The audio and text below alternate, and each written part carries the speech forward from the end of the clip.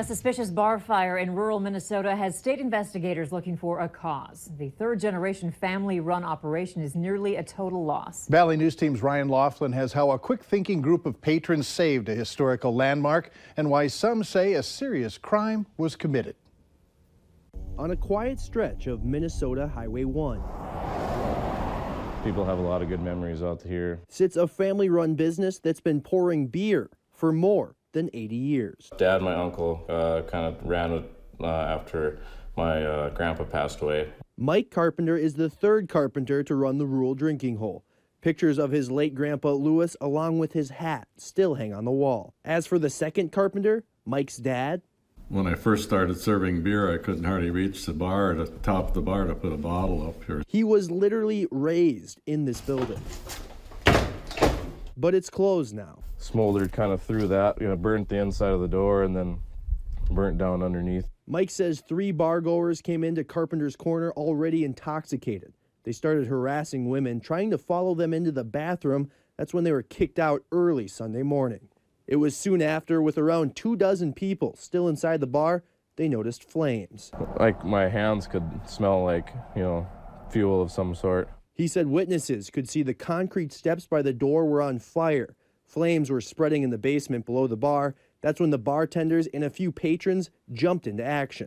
They were down in the basement carrying water and beer pitchers and everything, anything they could throw water on the fire with. If it really wouldn't have been for particularly a couple of our neighbors, I really think it would have went up. The family says they'll be working full-time to fix and clean the bar to get it operational, hopefully in a few days. The bartenders and neighbors helped save the place. Grateful the bar is still standing, but wanting justice for those they believe are responsible. Kind of sad in a way that we have people in our midst that are that way.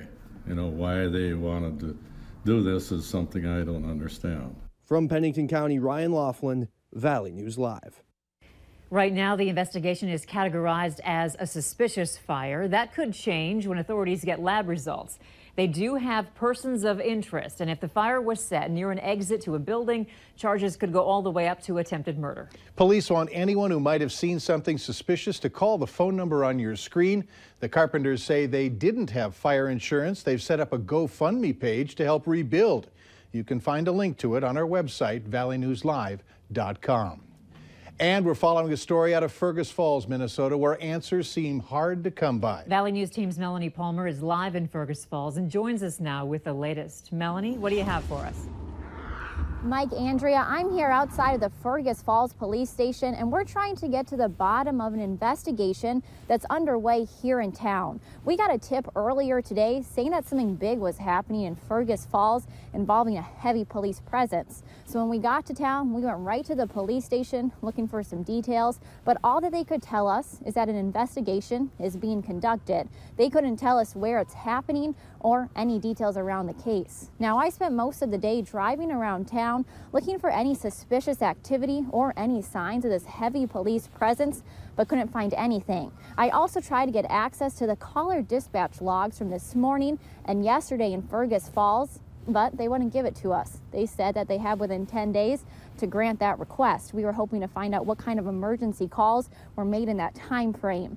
And now earlier today when we came around noon, an officer told us that in about 3 to 4 hours they would have a press release sent out with some more information and details about what's happening. But now it's 6 o'clock in the evening and we still have a lot of questions that have been left unanswered. So stay with us here on Valley News Live for all the latest developments in this ongoing investigation here in Fergus Falls. Mike, Andrea? All right, thanks, Melanie. And of course, as she said, stick with us. We'll continue to bring you more information on this story. Some melting is better than no melting at all, and at this point, we'll take whatever we can get. Hutch is here now with a first look at how our Monday night forecast is shaping up. Hutch? Well, we still have those tricky spots on area roads, even highways from time to time. A little bit of ice here and there. You're looking live at the I-29 exit 1. Camera from our friends at the Coda Magic Casino, and traffic's moving along smoothly, but gray skies continue. I expect that to remain over the valley with some spotty flurries up along the international border. Temperatures near freezing, so Tonight, well, it looks like the clouds will keep us from getting too cold too fast. That's the good news, but we'll be in the 20s. That's sub-freezing. Overnight, some patchy fog, frost, maybe even some areas of flurries and freezing drizzle. Little bit of break in the clouds in northwest Minnesota. Some snowy weather as we head through a milder work week. I'll have details on what you can expect here in just a few moments. All right. Look forward to that. Thanks, Hutch. And make sure you have the Valley News Live Storm Team weather app so you can keep up with the weather anytime, anywhere. You'll get the latest forecasts and conditions so you can plan your day. Just search VNL Weather in the App Store and download it for free. A woman is dead after a crash on icy roads over the weekend in Dickey County in North Dakota. Investigators say 21-year-old Taylor Bliss was driving on Highway 281 late Sunday afternoon when her car hit a patch of ice, slid into oncoming traffic, hitting a pickup truck. It happened 2 miles north of Ellendale. Bliss died at the scene. The pickup driver was taken to a hospital in Aberdeen with non-life-threatening injuries. Fargo police are continuing their investigation to find out who's responsible for leaving 15 shell casings from a .40 caliber gun near Walmart in South Fargo. The casings were found just after midnight in the 5800 block of 38th Street South. Police say that's a shelter belt just south of Walmart, and the shots were fired in the ground. If you have any information on the case, you can call Fargo Police at 235-4493. If you're looking for a summer getaway, the Better Business Bureau is reminding people of red flags to look out for when prices being at the top of them. Also, avoid situations where people only communicate through email or texts and not in person. When looking at a property, the BBB says you should also be able to look at both the inside and the outside of the home or complex. For a full list of tips, head to our website at valleynewslive.com.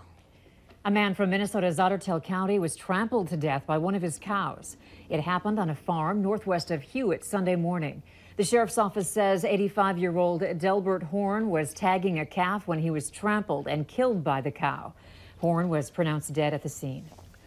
Police used Narcan to revive a woman at the Bismarck Public Library after an employee found her passed out in the bathroom stall. Officers say that the woman was 36 years old and homeless. She was taken to the hospital for treatment and later released. There could be more space opening up for your preschooler next school year in West Fargo. Tonight, the school board is looking to approve a plan impacting up to 80 kids. With the opening of Willow Park next fall, the Ladone Kindergarten Center would have been empty. So the board would like to combine into one spot with preschool classrooms still available at the center. The YMCA of Cass Clay would provide the services. If approved tonight, the additional slots will be available at the Ladone Center this fall. A district spokesperson tells us this is not the result of overcrowding.